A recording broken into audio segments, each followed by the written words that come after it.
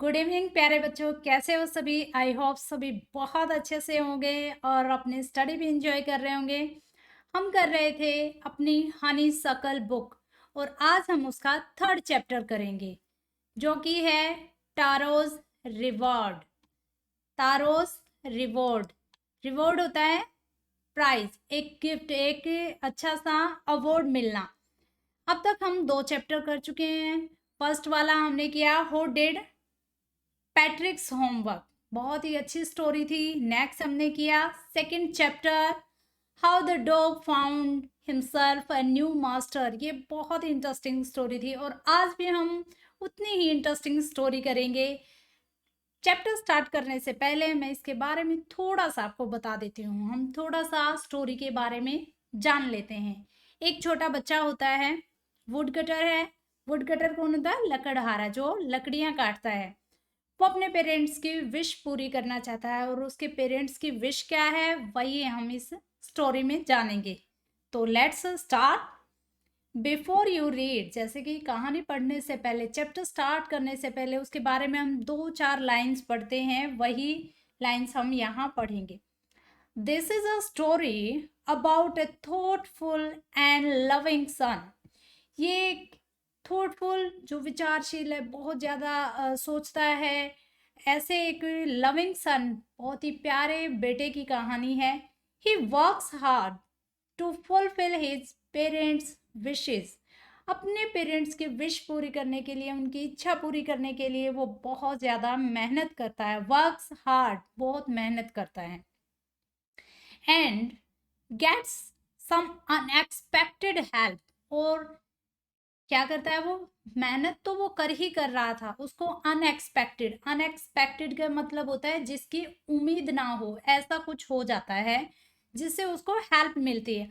अब ये स्टोरी में थोड़ा सा सस्पेंस है। ये स्टोरी में हम जानेंगे कि वो अनएक्सपेक्टेड हेल्प उसको किससे मिलती है, किसी एनिमल से, किसी बर्ड से या किसी एंजल से, वही हम जानेंगे इस स्टोरी में। तो स्टार्ट करते हैं। तारोज रिवॉर्ड।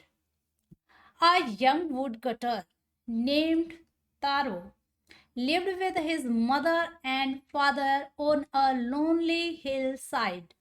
लोनली हिल साइड मतलब वहाँ पे अकेली एक पहाड़ी है, वहाँ पर वो वुड कटर, जिसका नाम तारो था, अपने पेरेंट्स के साथ, अपनी माँ और फादर के साथ, मदर और फादर के साथ हिल साइड पे रहता है। All day long he chopped would in the forest. Would हो गया लकड़ियां, चॉप्ड का मतलब हो गया कट करना, कट इनटू पीसेज, जो टुकड़ों में ऐसे छोटे छोटे टुकड़े करते थे। तो पूरा दिन, ऑल डे लॉन्ग, पूरा दिन वो क्या करता था? फॉरेस्ट में लकड़ियां काटता था।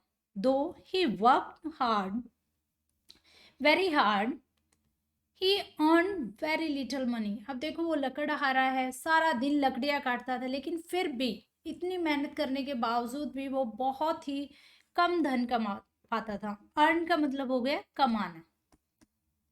वो बहुत ही कम पैसा कमा पाता था। आफ्टर ऑल वो एक लकड़हारा था और लकड़ियां बेचकर कोई कितना ही कमा सकता है। ये देखो कैसे उसका घर वगैरह दिखाया गया है। ये एक जापानीज स्टोरी है, तो इसमें कई सारे वर्ड्स जापानीज होंगे। दिस मेड हिम सैड, क्योंकि अब वो लकड़हारा था, वो इतनी मेहनत करता था, लकड़ियां काटता था, उसके बावजूद भी वो बहुत कम पैसा कमा पाता था, जिसकी वजह से वो उदास रहता था। इसकी वजह से कि वो कम पैसा कमा पा रहा, अपने पेरेंट्स की विश पूरी नहीं कर पा रहा, उनको हर तरीके की फैसिलिटी नहीं दे पा रहा, तो उसको थोड़ा सा बुरा लगता है, उदास होता है। For he was a thoughtful son and wanted to give his old parents everything they needed. अब वो एक थॉटफुल सन था। थॉटफुल का मतलब जो हमेशा अपने पेरेंट्स के बारे में, उनकी सुख सुविधाओं के बारे में, उनकी इच्छाओं के बारे में सोचता रहता है कि किस तरीके से मैं अपने पेरेंट्स को हैप्पी कर सकता हूँ। आप लोग भी बहुत सारे थॉटफुल सन एंड डॉटर होंगे जो अपने पेरेंट्स को खुश करने के लिए कुछ ना कुछ उनकी हेल्प करते रहते हैं। वो चाहता था कि अपने ओल्ड पेरेंट्स को वो सारी चीज़ें दो जिनकी उनको ज़रूरत है। नीडेड का मतलब ज़रूरत, जो उनको ज़रूरत है, उसके पेरेंट्स को ज़रूरत है, वो उनकी सारी की सारी ज़रूरतें पूरी करे, वो यही चाहता था। One evening when Taro and his parents were sitting in a corner of their heart. अब एक इवनिंग क्या होता है कि तारो और उसके पेरेंट्स एक कॉर्नर में बैठे हुए हैं अपने हट की। हट होती है झोपड़ी, इस तरीके से जो बनी हुई होती हैं, उसमें वो रह रहे हैं अपने पेरेंट्स के साथ। अ, यहाँ पर एक इवनिंग क्या होता है, वो लोग बैठे हुए हैं। A strong wind began. अब एक स्ट्रॉन्ग विंड जो है यानी हवा बहुत तेज चलती है। टू ब्लो, ब्लो का मतलब हो गया बहना। It whistled through the cracks of the hut. अब हट है, कहीं कहीं से वो टूटी हुई है, उसमें क्रैक्स हैं। क्रैक्स का मतलब हो गया दरारें।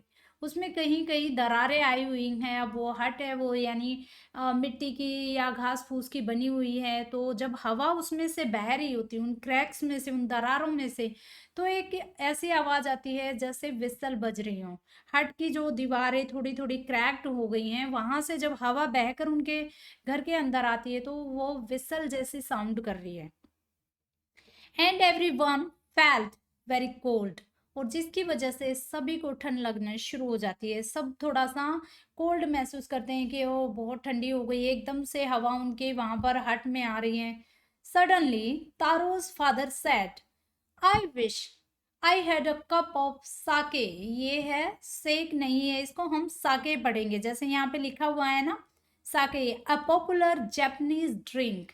एक जापान में एक ड्रिंक होती है जिसको साके बोला जाता है। देखो इसमें सा को हम प्रोनाउंस करेंगे फा की तरह, जैसे फादर करते हैं तो सा, और के को हम प्रोनाउंस करेंगे वे की तरह, तो सा के।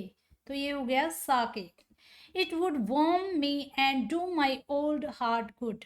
अब वो उसके फादर एकदम से बोलते हैं, जब विसल की साउंड में हवा उनके घर के अंदर आ रही है, उनको कोल्ड फील हो रहा है। तो तारो के फादर कहते हैं कि मैं चाहता हूँ कि मुझे एक कप साके मिल जाए। जैसे हम अपने आप को वार्म करने के लिए क्या करते हैं, या तो हम चाय पीते हैं, कॉफ़ी पीते हैं, या फिर कुछ हम इस तरीके से टोमेटो शेक वगैरह बना लेते हैं। तो इस तरीके से ये भी साके वगैरह बना रहे हैं कि कुछ ऐसा गर्म ऐसी चीज़ हो पीने के लिए जिससे उसे गर्माहट महसूस हो, जिससे उसको अंदर उसकी बॉडी को गर्मी मिले, अपने आप को वो वार्म कर सके। इट वुड वार्म मी। ये अगर मेरे पास एक कप साके होता तो शायद ये मुझे गर्माहट प्रदान कर सकती, ये गर्माहट मुझे मिल पाती। Do my old heart good. और इससे मेरा जो दिल है वो अच्छा फील करता। हार्ट का मतलब हो गया दिल। उसका हार्ट अब अच्छा फील करता अगर उसको साके मिल जाता, क्योंकि वो बहुत ओल्ड एज हैं, तो उनको ज़रूरत होती हो रही है कुछ ऐसी गर्म चीज़ को पीने की जिससे उनकी बॉडी को गर्मी मिल सके। This made taro sadder then ever. और इसकी वजह से क्या होता है कि तारो को और ज़्यादा बुरा लगता है। तारो ये सोचता है कि कैसे भी करके वो अपने पेरेंट्स के लिए वो साके कहीं से भी अरेंज करे, कहीं से भी वो उनको साके ला कर दे। For the heart warming drink cold sake was very expensive. Expensive का मतलब हो गया कॉस्टली, जो काफ़ी महंगा है। अब उसे लगा कि जो हार्ट वार्मिंग ड्रिंक है, जो जो उसके फादर डिमांड कर रहे हैं, जो उसके फादर को चाहिए जिससे कि उसको अच्छा फील करे, वो जिसको साके बोला जाता है, काफ़ी एक्सपेंसिव था, काफ़ी महंगा था। और ये तो एक छोटे से वुड कटर हैं, और वुड कटर होने की वजह से जो लकड़ियाँ इतनी ज़्यादा चॉप करते हैं और ज़्यादा धन भी नहीं कमा पा रहे, ज़्यादा रिच नहीं है, तो इस वजह से इनके लिए साके को खरीदना, साके को लाना, जो कि इतना कॉस्टली है, इतना एक्सपेंसिव है, बहुत ही मुश्किल था। How do I earn more money. अब ये सोचता है कि कैसे भी करके मुझे धन ज़्यादा कमाना है, कि मैं कैसे, वो सोचता है क्योंकि एक वो थॉटफुल सन तो था ही। वो ये सोचता है कि कैसे मैं अपने पेरेंट्स की विश पूरी करूं, कैसे मैं ज़्यादा धन कमाऊं जिससे कि मैं अपने पेरेंट्स के लिए एक कप ऑफ साके ला सकूं। ही आस्क्ड हिमसेल्फ, उसने स्वयं से पूछा कि कैसे मैं धन कमाऊं। How do I get a little sake for my poor old father. अब वो सोचता है कि कैसे मैं अपने पिता के लिए वो लिटिल साइकिल लेके आऊं जिससे कि मेरे फादर को अच्छा लगे। He decided to work harder than before. और उसने डिसाइड किया, डिसाइड का मतलब हो गया उसने निश्चय कर लिया कि अब तो मुझे और ज़्यादा, पहले से ज़्यादा, than before, harder than before का मतलब पहले से भी ज़्यादा हार्ड वर्क करना है, पहले से भी ज़्यादा मैं और काम करूँगा, जिससे मैं ज़्यादा लकड़ियाँ काटूँगा तो ज़्यादा पैसे अर्न कर सकता हूँ। Next morning taro jumped out of bed earlier than usual. Jumped out का मतलब एकदम से जाग जाना। एंड मेड हिज वे का मतलब हो गया वेंट टू, जाना, went to, made his way went to. अब वो अगली मॉर्निंग और दिनों से भी जल्दी अपने बेड से उठा और उसने अपना रास्ता किसकी तरफ बढ़ाया, फॉरेस्ट की तरफ, जंगल की तरफ वो गया। He chopped and cut, chopped and cut. अब उसने उनको लकड़ियों को काटा, पीसेस किए उनके। एज द सन क्लाइम्ड, जब तक कि सन ऊपर तक नहीं आ गया। सन क्लाइम्ड का मतलब जब तक कि दोपहर नहीं होगी, सन जो है उसके बिल्कुल सर के ऊपर नहीं आ गया, तब तक वो लकड़ियां काटता रहा, मेहनत करता रहा। And soon he was so warm that he had to take off his jacket. अब उसको जल्दी ही इतना ज़्यादा वो वार्म हो गया है, क्योंकि वो अर्ली मॉर्निंग से लकड़ियां काटे जा रहा है, तो उसको ज़्यादा बहुत ज़्यादा गर्मी महसूस होती है और इसकी वजह से वो जैकेट उतार देता है। अब देखो, एक इतना छोटा सा बच्चा है और जो लकड़ियां काट कर अपनी अर्निंग कर रहा है, अपना जीवन यापन कर रहा है, अपने पेरेंट्स के लिए कुछ कमाई का जरिया बन रहा है, उनकी हेल्प कर रहा है। वो ये सोच रहा है कि मुझे बस अपने पेरेंट्स को गर्माहट महसूस करानी है, उनको साके ला के देना है। और वो कितनी ज़्यादा मेहनत करता है और ज़्यादा लकड़ियाँ काटता है और जल्दी से अगली मॉर्निंग वो जगता है और जंगल पहुंच जाता है। बिना कुछ खाए पिए वो लकड़ियाँ काटता रहता है। दोपहर हो जाती है उसको लकड़ियाँ काटते हुए और उसको इतनी गर्मी लगती है, जिसकी वजह से वो अपनी जैकेट उतार देता है। His mouth was dry. अब उसने सुबह से कुछ नहीं खाया, क्यों उसके वो तो जल्दी से उठ के लकड़ियां काटने के लिए जंगल में चला गया था। And his face was wet with sweat. अब वो क्या करता है कि उसका माउथ जो था ड्राई हो रहा है, क्योंकि पसीने में पूरा उसकी बॉडी तरबतर हो रही है। देखो, फेस वॉज वेट, वेट का मतलब हो गया गीला, और गीला किस तरीके से हो रहा, पसीना ही पसीना आ रहा, विद स्वेट, स्वेट हो गया पसीना। आप लोग ये सभी बच्चे ध्यान से ये जो मैं वर्ड मीनिंग करा रही हूँ कॉपी में उनको नोट डाउन करेंगे और उनको लर्न करेंगे। जब मैं आप लोगों से पूछूंगी तो आप मुझे कमेंट करके इनके मीनिंग जरूर बताएंगे। माई पुअर ओल्ड फादर, ही थॉट। अब वो सोच रहा है कि वो देखो, मुझे इतनी गर्मी लग रही है, काश ये गर्माहट मैं अपने फादर को दे पाता। If only he was as warm as I, कि काश वो ऐसे गर्म हो पाते जितना कि गर्म मैं हो रहा हूँ। लेकिन ये तो छोटा बच्चा है और वो ओल्ड पेरेंट्स है, काफ़ी बूढ़े हो चुके हैं, वो इस जितनी मेहनत भी नहीं कर सकते, इसकी तरह लकड़ियाँ भी नहीं काट सकते हैं। तो अब ये सोच रहे हैं कि जैसे गर्मी मुझे लग रही है, काश मैं इस अपनी गर्मी का थोड़ा सा भी हिस्सा, थोड़ा सा भी अंश अपने पेरेंट्स को दे पाऊँ, अपने फादर को, ताकि वो भी थोड़ा सा गर्म महसूस करे, जितनी गर्मी मैं महसूस कर रहा हूँ उसका थोड़ा सा भी। And with that he began to chop even faster. उसके बाद वो फिर से और ज़्यादा फास्टर, और ज़्यादा तेज़ी से लकड़ियाँ काटना शुरू किया उसने, और ज़्यादा तेज़ी से वो लकड़ियाँ काटने लगा। Thinking of the extra money he must earn to buy the sake to warm the old man's bones. Bones क्या होती हैं, हमारी हड्डियाँ, हमारी जो स्किन के नीचे होती है वो। अब वो जैसे ही जैसे उसके मन में ये ख्याल आता कि मैं ज़्यादा मेहनत करूँगा, ज़्यादा लकड़ियाँ काटूँगा, जिसकी वजह से मुझे एक्स्ट्रा मनी मिलेगी, मैं ज़्यादा पैसे कमा पाऊँगा, तो मैं अपने पेरेंट्स के लिए एक साके भी खरीद सकता हूँ, टू बाय द साके, ताकि मेरे पेरेंट्स की हड्डियों को थोड़ी सी गर्माहट मिल जाए। अब वो हट में रह रहे हैं, पुअर हैं, और उनके लिए साके खरीदने के लिए भी पैसे नहीं है, तो उसको थोड़ी सी कोल्डनेस महसूस हो रही है, बहुत ज़्यादा उनको ठंड लग रही है। Then suddenly Taro stopped chopping. What was that sound he heard. अब उसको एकदम से तारो क्या करता है, स्टॉप चॉपिंग, यानी लकड़ियां काटना वो छोड़ देता है, बंद कर देता है, क्योंकि उसको कहीं से कोई आवाज सुनाई दी। What was that sound he heard. अब उसने सुना, ध्यान से कान लगा कर, ये क्या साउंड थी, क्या आवाज थी जो उसने सुनी। Could it be, could it possibly be rushing water. Rushing water का मतलब हो गया रनिंग वाटर, बहता हुआ पानी। तो एकदम से वो फिर रुक जाता है, बड़े ध्यान से सुनता है कि ये कैसी आवाज़ है। हम भी कई बार मूवी देख रहे हो या पढ़ाई कर रहे हो, कहीं से बाहर क्लासरूम के बाहर अगर आवाज़ आ रही हो या घर के बाहर कोई लाउड स्पीकर से म्यूजिक बजाता हुआ निकलता है, तो हम भी एकदम से अपना काम करके रुकते हैं कि कौन सा गाना बज रहा होगा, कौन बातें कर रहा है, हमारा भी एकदम से ऐसे ध्यान जाता है ना। तो सेम तारों के साथ हो गया, तारों भी ये रुक जाता है और फिर देखता है कि ये आवाज़ कैसी है, क्या ये एक बहते हुए पानी की आवाज़ है? क्या ऐसा हो सकता है कि यहाँ जंगल में कोई नदी बह रही हो, कोई तालाब हो जिसमें जिससे ये आवाज़ मुझे सुनाई दे रही है।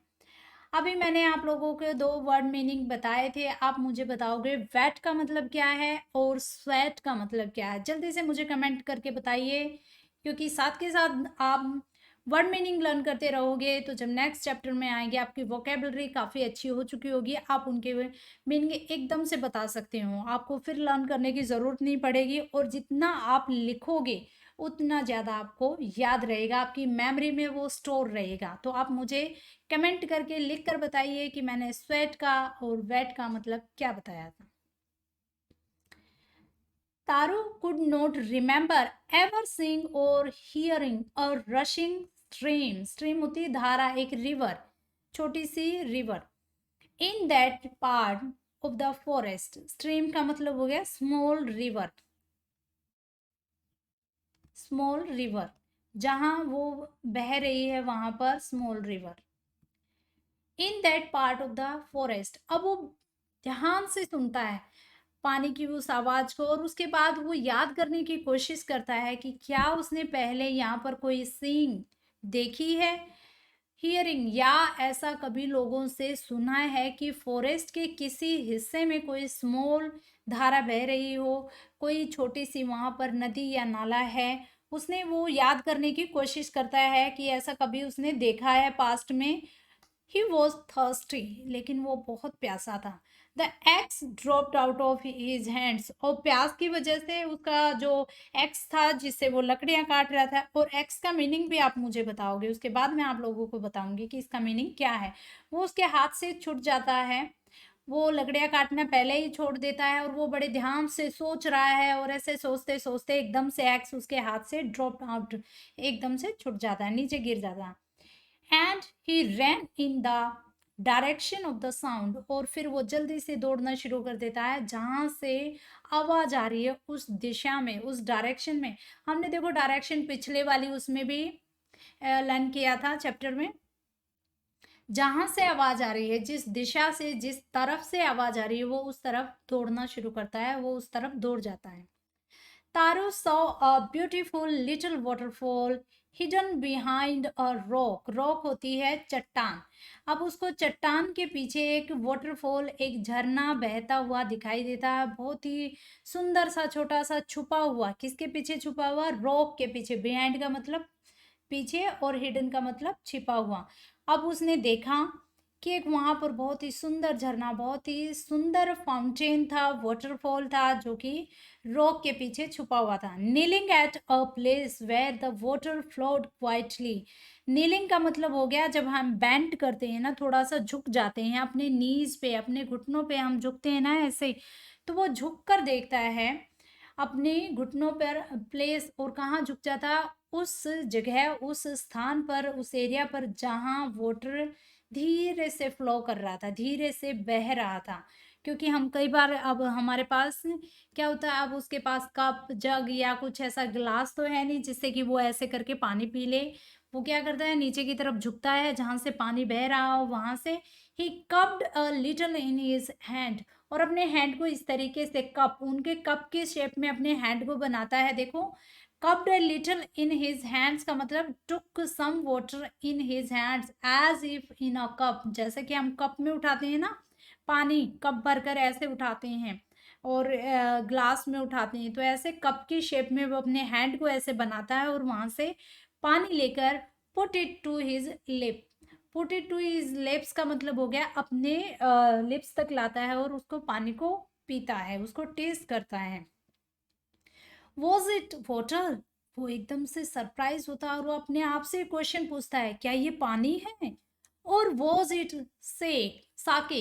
अब वो सोचता है कि क्या ये पानी है या क्या ये साके है जिसको मैं खरीदने के लिए इतनी मेहनत कर रहा हूँ। मैं सुबह से दोपहर हो गई है, कुछ खाया पिया नहीं है और मैं इतनी मेहनत से लकड़ियाँ काट रहा हूँ ताकि मैं ज़्यादा मनी अर्न कर सकूँ और वो एक्सपेंसिव साके अपने पेरेंट्स के लिए खरीद सकूँ। क्या ये वही है?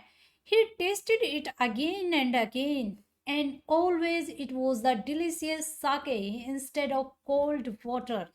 Delicious का मतलब हो गया very tasty, बहुत ही स्वादिष्ट।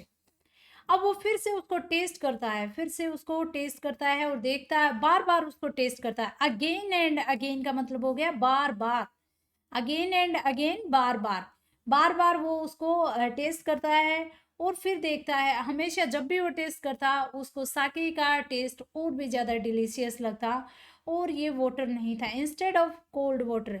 एक ठंडे पानी का टेस्ट अलग होता है, चाय का टेस्ट अलग होता है, कॉफ़ी का टेस्ट अलग होता है और जो भी हम शेक बनाते, बनाना शेक, मैंगो शेक, तो हर एक उसका आइटम का टेस्ट अलग होता है। तो ये भी उसको देखता है कि नहीं, ये कोल्ड वाटर का टेस्ट तो बिल्कुल भी नहीं है, ये डिलीशियस साके ही है जिसको मैं ढूंढ रहा हूँ, जिसको खरीदने के लिए मैं मेहनत कर रहा हूँ।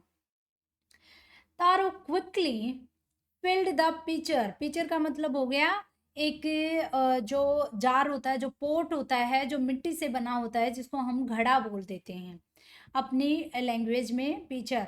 तो देखिए, a pot usually made of mud, जो मिट्टी से बना हुआ आता है। अब वो जल्दी से जो घड़ा अपने साथ लेकर आया होगा, जो हमेशा रखता होगा, उसको वो जल्दी से, क्विकली का मतलब बहुत जल्दी से, फिल करता है, उसको भरता है। He had with him and hurried home, जो उसके पास घड़ा था उसको जल्दी से भरता, hurried home, और फिर जल्दी से ही घर जाता। hurried का मतलब जल्दी।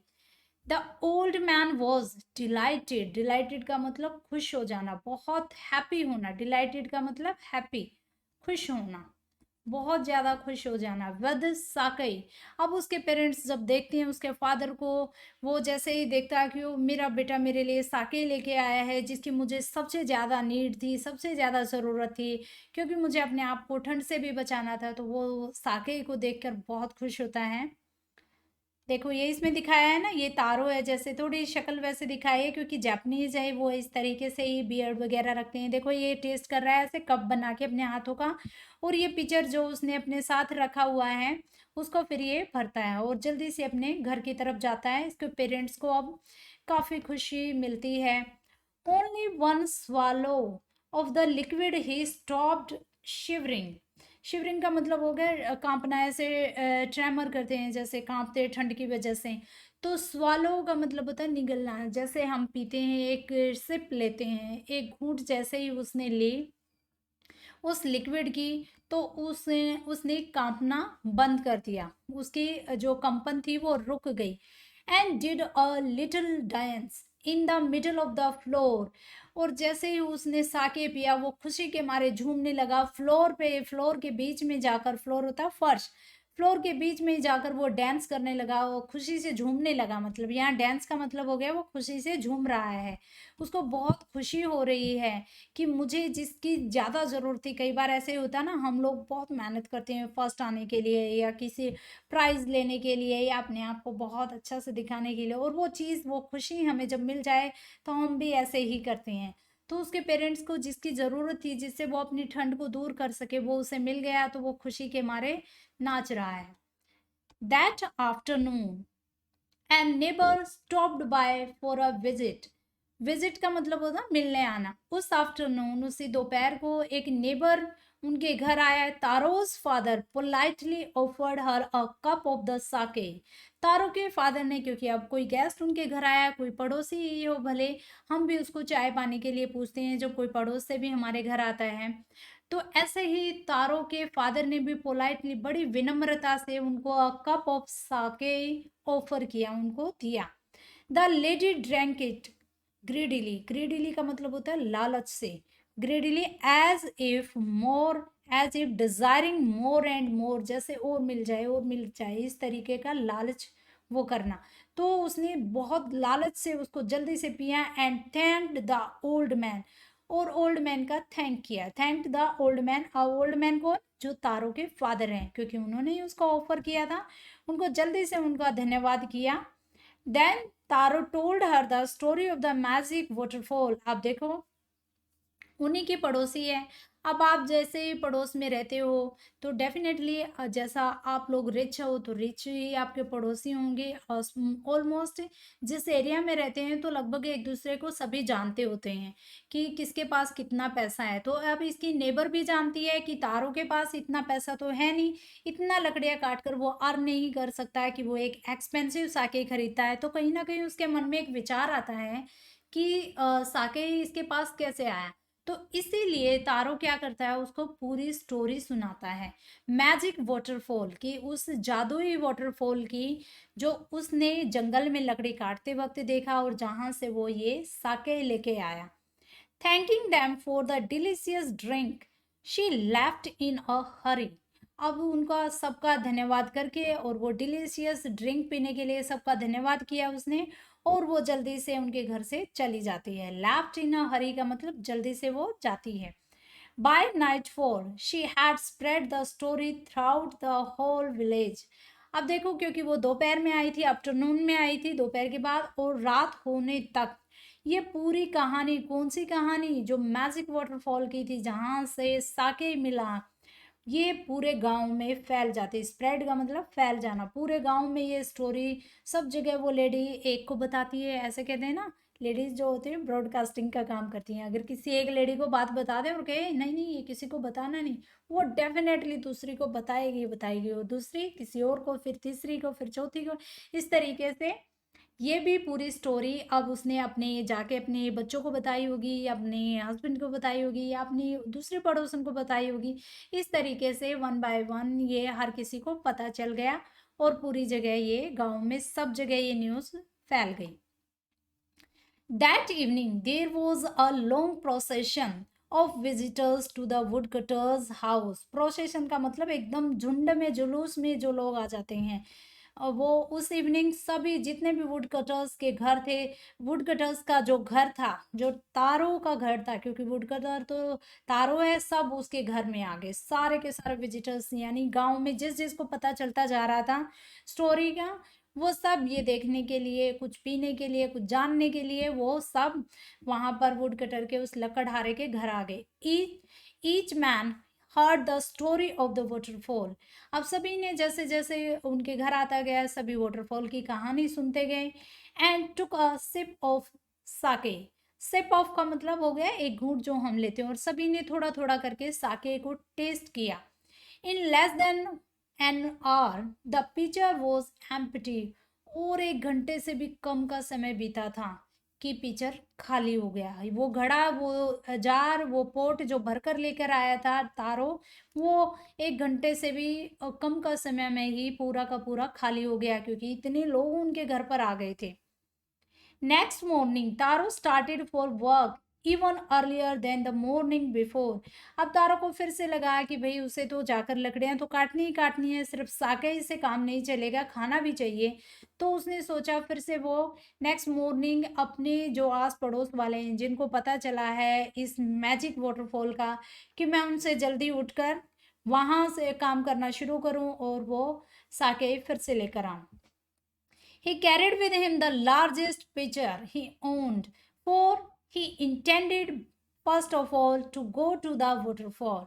Intended का मतलब planned, उसने ट्राई किया, उसने एक प्लान किया, एक योजना बनाई, उसके पास उसने एक स्कीम बनाई कि जो सबसे ज़्यादा लार्जेस्ट पिक्चर उसके घर में होगा वो उसको अपने साथ लेकर जाएगा, ताकि उसमें सबसे ज़्यादा वो साके भर के ला सके। और सबसे पहले फर्स्ट ऑफ ऑल सबसे पहले वहाँ जाएगा, लकड़ियाँ काटेगा, लकड़ियाँ भी नहीं काटेगा, सबसे पहला काम क्या करेगा कि वाटरफॉल के पास जाएगा, उस फाउंटेन के पास जाएगा, और जो सबसे बड़ा घड़ा उसके घर में है उसको भरकर वो लेकर आएगा। When he raised it, जैसे ही वो वहां पर पहुंचा, he found to his great surprise all his neighbors there. तो उसने देखा, वाओ, एकदम हैरानी से कि ये क्या था, क्यों अभी तक तो उसे लग रहा था सबको स्टोरी पता चल गई, सबने टेस्ट किया, सब अपने अपने घर चले गए होंगे। अगली मॉर्निंग उठकर जैसे उसने प्लान किया कि वो बड़ा सा घड़ा भर कर लेकर आएगा, और जैसे ही वो उस फाउंटेन के पास पहुंचता है, उसे जो वहां पर उसने मैजिक वाटरफॉल देखा था उसके पास पहुंचता है, तो वो बहुत हैरान होता है। ग्रेट सरप्राइज, उसकी हैरानी का तो कोई ठिकाना ही नहीं रहता जब देखता है कि सारे पड़ोसी मेरे यहीं पर आए हुए हैं। They were carrying pitchers, jars, buckets, anything they could find to hold the magic sake. अब वो अपने साथ वो सारा सामान लेकर आए थे, जो भी उनके घर में बड़े बड़े चीजें थी। अब जितने बड़े घड़े थे वो लेकर आए थे, जार्स, जो बड़े बड़े जार्स थे, इतने बड़े बड़े बोर्ड जो होते हैं, बकेट्स, जो बाल्टियां होती है, वो जिसके पास जो था वो सब उठाकर लेकर आए थे, बड़े से बड़ा, ताकि हर किसी को एक कहते हैं ना कंपटीशन हो जाता है, मैं उससे ज्यादा लूंगा, मैं उससे ज्यादा लूंगा, तो सारे ऐसे ही बहुत ज़्यादा सभी अपने चाहते थे कि हमें ज़्यादा मिल जाए, हमें ज़्यादा मिल जाए। इसीलिए हर कोई अपने से जितना बड़ा सामान, जितना बड़ा जो वेसल्स था उनके घर पे, यूटेंसिल्स जो बर्तन था, उसको लेकर मैजिक वाटरफॉल के पास पहुँचे, ताकि वो ज़्यादा से ज़्यादा उसको होल्ड कर सकें, ज़्यादा से ज़्यादा उसको फिल कर सकें। Then one villager knelt. अब सभी बच्चे मुझे यहाँ बताएंगे, ये नेल्ट जो है ये सेकंड फॉर्म है नीलिंग की, और अभी भी मैंने आप लोगों को बताया था कि नीलिंग का मीनिंग क्या होता है, और मैंने आप लोगों को एक एक्ट करके भी दिखाया था कि इसका मतलब क्या होता है। तो जल्दी से कमेंट बॉक्स में लिखिए नीलिंग का मतलब क्या होता है, नेल्ट का मतलब क्या होता है। नेल्ट जो होती है नीलिंग की सेकंड फॉर्म होती है। And held his mouth under the waterfall to drink. अब जैसे ही वो झुकता है विलेजर्स, और अपने माउथ को उस वाटरफॉल के नीचे तरफ रखता है, उसको पीने के लिए, उसके नीचे उसको ड्रिंक करने के लिए, ही ड्रिंक अगेन एंड अगेन, वो बार बार उसको पीता है, बार बार टेस्ट करता है। And then shouted angrily. Angrily का मतलब होता है गुस्से से, और शाउटेड का मतलब हो गया चिल्लाना। एकदम से वो गुस्से से चिल्लाता है कि ये क्या है। एंग्रीली, गुस्से से, गुस्से से। वाटर, हैरानी से वो बोलता, गुस्से से चिल्लाता, वाटर, एकदम ऐसे, नथिंग बट वाटर, कि ये कुछ नहीं है, सिर्फ एक पानी है। Others also tried. अब जैसे ही उसने देखा, और दूसरे भी हैरान थे, एक दूसरे के फेस की तरफ देखते हैं कि ये ऐसा कैसे हो सकता है, हमने तो रात में साके ही पिया था, और हमें तारू ने यही बताया था कि यहाँ पर मैजिक वाटरफॉल है, उनमें से कोई आदमी टेस्ट करता है, और जैसे ही वो ड्रिंक करता है तो उसको टेस्ट कैसा लगता है, पानी का। तो वो चिल्लाता है। दूसरे लोग भी फिर उसके बताने के बाद ट्राई करते हैं। ट्राई का मतलब वो भी टेस्ट करते हैं, पीते हैं, देखते हैं कि ये सच में पानी है या साके, या फिर ये आदमी झूठ बोल रहा।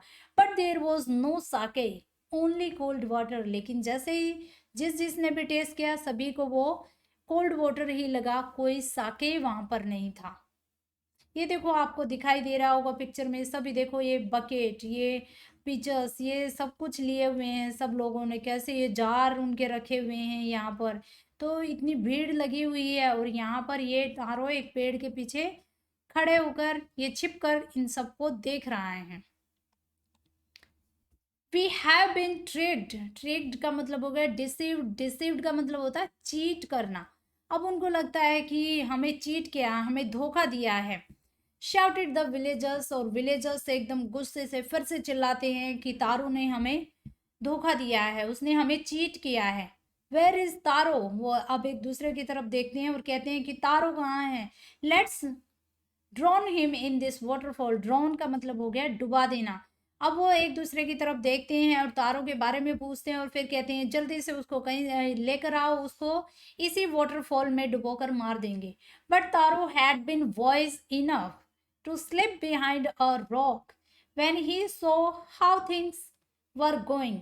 लेकिन तारो जो था वो थॉटफुल सन था, वो बहुत ही वॉइस था। वॉइस का मतलब हो गया बुद्धिमान, इंटेलिजेंट, बुद्धिमान, एक इंटेलिजेंट, बुद्धिमान।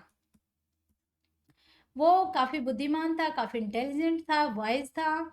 अब उसने देखा, वो रॉक के पीछे से छुप कर देखा, जब सभी टेस्ट कर रहे थे, तब भी तारो वहाँ पर नहीं आया। बस छुपकर वो देख रहा है कि देखूँ हो सकता है वो अपनी बारी का वेट कर रहा, अपना टर्न का वेट कर रहा हो कि जैसे ये लोग सभी अपने पीछे जार और बकेट भरकर चले जाएँगे, तब मैं भरूँ। लेकिन उससे पहले ही इसीलिए वो पीछे छुपा हुआ था। इससे पहले वो ये सब सोच पाता, किसी ने कहा ये तो पानी है, जल्दी से तारो को पकड़ कर लाओ, हम उसको यहीं डुबोकर मार देंगे।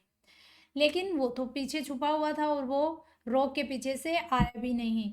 जब उसने देखा कि सिचुएशन जो है बहुत ही भयानक होती जा रही है, सिचुएशन उसके हाथ से निकल रही है, अगर अभी मैं इनके सामने गया तो ये डेफिनेटली मुझे मार देंगे। He was nowhere to be found, और सबने देखा कि तारो कहीं भी नहीं मिल रहा है। Muttering their anger and disappointment, disappointment का मतलब हो गया निराशा में। जब आपको कोई उम्मीद हो, कोई आशा हो कि अब हम जल्दी से उसको ढूंढ लेंगे और उसको यहाँ पर पकड़कर पनिश करेंगे, लेकिन उनको ऐसा उनके साथ हुआ नहीं, तो फिर वो क्या हुए, निराश हो गए। मटरिंग का मतलब हो गया बड़बड़ाना। जब हम खुद से बात करते हैं ना और किसी दूसरे को ना सुने, खुद ही, जैसे कई बार हम गालियां भी निकाल देते हैं, अब्यूज कर देते हैं, लेकिन अब्यूज करना किसी को गलत बात है। और हम कई बार बहुत धीमे बोलते हैं, विस्परिंग की जो साउंड आती है, या फिर मुंह में ही बड़बड़ाना, इस तरीके से जो बहुत ही स्लो साउंड होती है, उसका मतलब होता है मटरिंग। देयर एंगर, अब वो बड़बड़ाते हैं अपने गुस्से में, एंड डिसअपॉइंटमेंट, निराशा में, क्योंकि उनको तारुन मिला नहीं। The villagers left the place one by one. अब वो क्या करते हैं, तारुन उनको मिला नहीं, साके ही वो लेने आए थे, साके ही उनको मिला नहीं, मिला क्या, कोल्ड वाटर। तो वो गुस्से में, निराशा में अब वहां से चले जाते हैं, उस जगह को छोड़ देते हैं, एक एक करके वो सब वहां से निकल जाते हैं। Taro came out from his hiding place, hiding place का मतलब जहां पर वो छुपा था, behind the rock he was hiding himself. Was it true, क्या ये सही है, वो भी सोच रहा है क्या ये सच है। मैंने जब टेस्ट किया था तो ये साके ही था, और मेरे पेरेंट्स ने भी टेस्ट किया तो ये साके ही था। क्या ये सच है कि ये साके ही नहीं बल्कि एक पानी है। ही वंडर्ड, वो हैरान हुआ। वो द साके अ ड्रीम, और फिर वो सोचता है क्या जो मैं लेकर गया था, कहीं मैंने सपने में तो नहीं देखा। अब वो खुद पे उसको डाउट होता है, खुद पे भ्रम हो रहा है। मेरे पेरेंट्स ने भी टेस्ट किया, मैं यहाँ से पिक्चर लेकर गया, क्या ये सब सपना तो नहीं था, क्या मैंने सपने में तो नहीं देखा, क्या साके एक सपना तो नहीं था। Once more he caught a little liquid in his hand and put it to his lips. Put it to his lips का मतलब ड्रिंक। अब जल्दी से उसने क्या किया, उस लिक्विड को ऐसे उठाया अपने हाथ में इस तरीके से और अपने लिप्स से सिप किया, उसको पीने लगा। It was the same fine sake. अब वो फिर देखता है, वो टेस्ट करता है कि ये तो अभी भी साके ही है, वो लोग क्यों बोल रहे थे कि ये तो कोल्ड वाटर है। To the thoughtful son the magic waterfall gave the delicious sake. वो अब मैजिक, क्योंकि अब उसका नाम ही मैजिक वाटरफॉल हो गया है, तो देखो वो टेस्ट जो दे रहा था तारों को, वो साके का टेस्ट दे रहा था वाटरफॉल। लेकिन जो जितने भी विलेजर्स थे उनको वो कोल्ड वाटर का टेस्ट मिल रहा था। क्यों, क्योंकि वो ग्रेडीली वहां पर आए थे, एक लालच में आए थे, और ये किस लिए आए थे, अपने पेरेंट्स की विश पूरी करने के लिए। To everyone else it gave only cold water. जो टेस्ट ये मैजिकल वाटरफॉल, जो टेस्ट तारों को दे पा रहा था, वो टेस्ट दूसरों को नहीं दे रहा था। दूसरों के लिए तो ये सिर्फ और सिर्फ कोल्ड वाटर था। The story of A taro and his magic. अब सभी बच्चे मुझे जल्दी से बताएंगे मटरिंग का मतलब मैंने आप लोगों को क्या बताया है। The taro of the story of taro and his magic waterfall raised the emperor of Japan. Emperor का मतलब होता है रूलर, जो वहां पर रूल करता है, जो वहां का शासक होता है, जो वहां का किंग होता है। एम्परर का मतलब हो गया किंग, राजा, किंग। तो जल्दी ही ये स्टोरी तारों की और मैजिक वाटरफॉल की राजा तक पहुंच गई, जो कि जापान का राजा था। He sent for the, sent for का मतलब कॉल, उसको बुलाना। He sent for the young wood cutter. अब उसने यंग वुड कटर को, उसको तारों को बुलाया। एंड रिवॉर्डेड हिम, और उसको सम्मान दिया, उसको प्राइज दिया, अवार्ड दिया उसको, विद 20 पीसेज ऑफ गोल्ड। कितने पीसेस दिए, 20 पीसेज ऑफ गोल्ड। उसने 20 पीसेज ऑफ गोल्ड के दिए उसको, for having been so good and kind. और क्यों दिए? क्योंकि वो इतना अच्छा और काइंड था, दयालु था अपने पेरेंट्स के प्रति। अपने पेरेंट्स की विश पूरी करने के लिए वो वर्क हार्ड करता है, वो जल्दी से सुबह उठता है ताकि अपने पेरेंट्स के लिए वो सब कुछ, सारी फैसिलिटी, सारी सुख सुविधाएं वो दे सके जिनकी उनको ज़रूरत है। Then he named the most beautiful fountain in the city after तारो। और उसके बाद राजा ने सिर्फ उसको 20 कॉइन्स जो होते हैं गोल्ड के वही नहीं दिए, बल्कि जो मोस्ट ब्यूटीफुल फाउंटेन था शहर में, फाउंटेन का मतलब हो गया वाटरफॉल, झरना, जो सबसे अच्छा झरना वाटरफॉल था शहर में, उसका नाम तारों के नाम पर रखा गया। This said the emperor was to encourage all children to honor and obey their parents। और ये राजा ने क्यों किया? इसलिए नहीं कि उसने एक ऐसा वाटरफॉल, एक मैजिक वाटरफॉल, एक ऐसा झरना उसने जंगल में ढूंढा था, इसलिए नहीं, बल्कि दूसरे बच्चों को इनकरेज करने के लिए, उनको मोटिवेट करने के लिए। इनकरेज का मतलब उनको प्रोत्साहन करना, इंस्पायर करना, मोटिवेट करना, कि ताकि जो दूसरे बच्चे हैं वो भी अपने पेरेंट्स के प्रति काफ़ी ज़्यादा कैसे हों, ओबे करें उनकी, काफ़ी ज़्यादा वो उनको ओनर दे, सम्मान दे। ओनर का मतलब हो गया सम्मान, और ओबे का मतलब हो गया उनकी आज्ञा का पालन करना, आदेश मानना। इसीलिए कि देखो इसने अपने पेरेंट्स की इच्छा, उनकी विश पूरी करने के लिए मेहनत करने की कोशिश की। उनके अपने पेरेंट्स के, तारों ने अपने पेरेंट्स की विश पूरी करने के लिए वो वाटरफॉल, वो तो पानी पीने गया था, और वो ऐसा कोई अनएक्सपेक्टेड हेल्प थी ये उसके लिए, एक मैजिक हो गया था कि वो टेस्ट उसको साके का लगा, क्योंकि वो तो अपने पेरेंट्स को चाहता था, उनको डिलाइट करना चाहता था, हैप्पी करना चाहता था, उनकी प्यास क्विंच करना चाहता था, जिसकी वजह से उसके पेरेंट्स को थोड़ी सी वार्म मिले, थोड़ा सा गर्मी मिले, थोड़ा सा उसको कोल्ड से राहत मिले।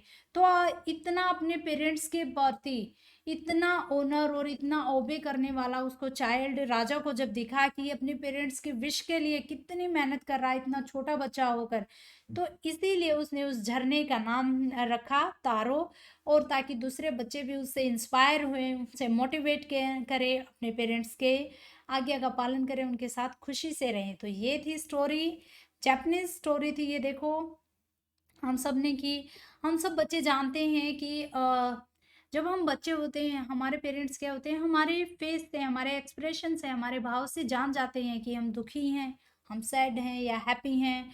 हम जो चाहते हैं कि मम्मी आज तो ये खाना खाना है, पापा आज तो आइसक्रीम का मन है, तो वो जल्दी से हमारे लिए लाने की कोशिश करते हैं। लेकिन जब हम बड़े हो जाते हैं, अपने पेरेंट्स के हमारे फ्रेंड्स बन जाते हैं, या हम दूसरी चीज़ों में व्यस्त हो जाते हैं, बहुत ज़्यादा बिजी हो जाते हैं, तो अपने पेरेंट्स को हम सोचते हैं कि नहीं हमारे पास टाइम नहीं, हमें पढ़ना है, हमें अपने फ्रेंड से बात करना है, हमें मोबाइल में गेम खेलना है।